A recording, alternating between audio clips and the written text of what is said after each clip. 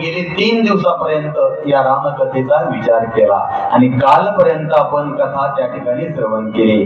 काल भगवान देवादिदेव महादेवाने पार्वती मातेला सांगितलं होतं की हे पार्वती माते, या भूतलावरती रामप्रभूंनी अवतार घेतला आणि अवतार घेतल्यानंतर शेवट आपण ज्या ठिकाणी थांबलो तो कोणता प्रसंग होता तो तुम्ही सांगायचा आणि मग तिथून पुढे कथा प्रारंभ होईल. काल कुठं थांबलो होतो?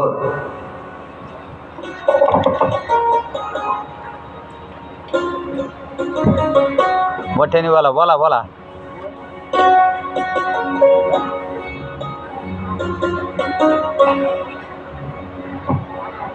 देवादिदेव महादेव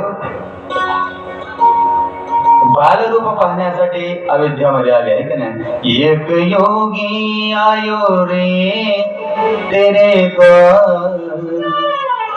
दिखा दे मुख लाल का. भगवान विनंती करतात मैयाला, हे मैया, अगं हा योगी खूप दूरवरून आलेला आहे. कुठून?